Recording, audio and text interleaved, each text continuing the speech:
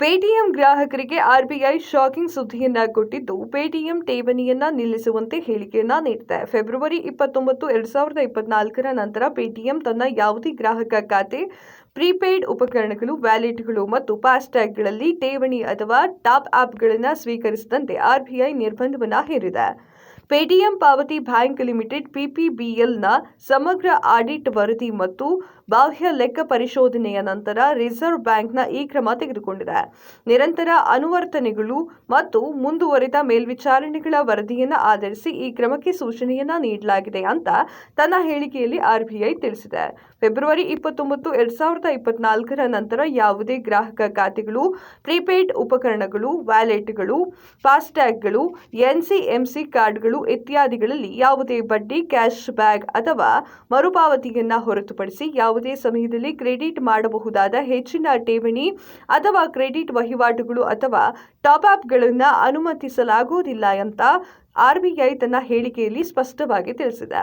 ಉಳಿದ ಬ್ಯಾಂಕ್ ಖಾತೆಗಳು, ಕರೆಂಟ್ ಅಕೌಂಟ್ಗಳು, ಪ್ರೀಪೇಯ್ಡ್ ಉಪಕರಣಗಳು, ಫಾಸ್ಟ್ಯಾಗ್ಗಳು, ರಾಷ್ಟ್ರೀಯ ಸಾಮಾನ್ಯ ಮೊಬಿಲಿಟಿ ಕಾರ್ಡ್ಗಳು ಸೇರಿದಂತೆ ತನ್ನ ಖಾತೆಯಿಂದ ಬ್ಯಾಲೆನ್ಸ್ಗಳನ್ನು ಹಿಂಪಡೆಯಲು ಅಥವಾ ಬಳಸುವುದನ್ನು ತಮ್ಮ ಲಭ್ಯವಿರುವ ಬ್ಯಾಲೆನ್ಸ್ಗಳಿಗೆ ಯಾವುದೇ ನಿರ್ಬಂಧಗಳಿಲ್ಲದೆ ಅನುಮತಿಸಲಾಗುವುದು ಅಂತ ಕೇಂದ್ರ ಬ್ಯಾಂಕ್ ಹೇಳಿಕೆಯನ್ನ ನೀಡಿದೆ.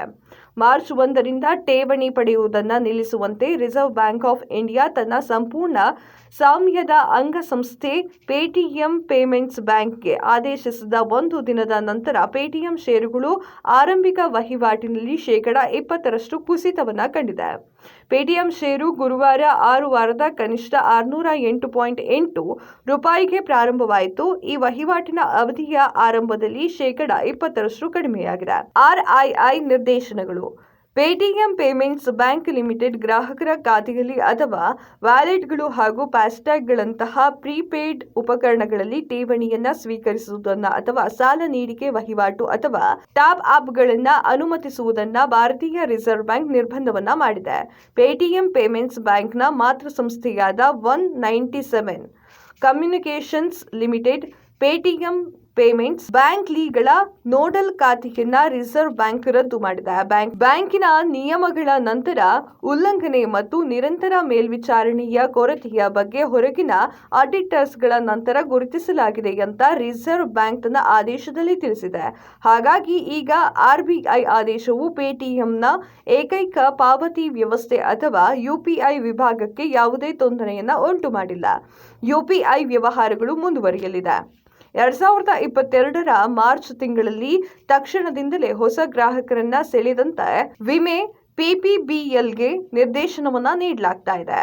ಅಲ್ಲಿಂದ ಈ ಸಮಸ್ಯೆಗಳು ಶುರುವಾಗಿದೆ. ಮೂಲಭೂತ ಆರ್ಬಿಐನ ಕ್ರಮಗಳು ಪೇಟಿಎಂನ ಬ್ಯಾಂಕಿಂಗ್ ಕಾರ್ಯಾಚರಣೆಗಳ ವಿರುದ್ಧವಾಗಿದೆ. ಅಂದರೆ ಗ್ರಾಹಕರು ತಮ್ಮ ಖಾತೆಯನ್ನ ಬಾಹ್ಯ ಬ್ಯಾಂಕ್ಗೆ ಲಿಂಕ್ ಮಾಡುವವರೆಗೆ ಡಿಜಿಟಲ್ ಪಾವತಿ ಆಯ್ಕೆಗೆ ಪೇಟಿಎಂ ಬಳಕೆಯನ್ನ ಮಾಡುವುದು ಮುಂದುವರಿಯಬಹುದು. ನಿಷೇಧವು ಪೇಟಿಎಂ ಮೇಲೆ ಹೇಗೆ ಪರಿಣಾಮವನ್ನ ಬೀರುತ್ತದೆ? ಆರ್ಬಿಐ ನಿರ್ದೇಶನದಿಂದ ತನ್ನ ವಾರ್ಷಿಕ ಗಳಿಕೆಯ ಮೇಲೆ 300 ರಿಂದ 500 ಕೋಟಿ ರೂಪಾಯಿವರೆಗೆ ವ್ಯತಿರಿಕ್ತ ಪರಿಣಾಮವನ್ನ ಬೀರುತ್ತದೆ ಅಂತ ಪೇಟಿಎಂ ಗುರುವಾರ ಹೇಳಿಕೆಯನ್ನ ನೀಡಿದೆ. 197 ಭಾರತದ ಅತಿದೊಡ್ಡ ಪಾವತಿ ಸಂಸ್ಥೆಗಳಲ್ಲಿ ಒಂದಾಗಿದೆ. ಸ್ಟಾಪ್ ಬ್ಯಾಂಕ್ ಮತ್ತು ಫಿನಾನ್ಷಿಯಲ್ನ ಆರಂಭಿಕ ಹೂಡಿಕೆಯೊಂದಿಗೆ ಕಂಪನಿಯ 2022-23ರ ವಾರ್ಷಿಕ ವರದಿಯ ಪ್ರಕಾರ ಪೇಟಿಎಂ ಪೇಮೆಂಟ್ಸ್ ಬ್ಯಾಂಕ್ನಲ್ಲಿ 49% ಪಾಲನ್ನ ಹೊಂದಿದೆ. ಸಿಇಒ ವಿಜಯ್ ಶೇಖರ್ ಶರ್ಮಾ ಉಳಿದ 51% ಪಾಲನ್ನ ಹೊಂದಿದ್ದಾರೆ. ಬ್ಯಾಂಕ್ 2015ರಲ್ಲಿ ಪರವಾನಗಿಯನ್ನ ಪಡೆದಿತ್ತು.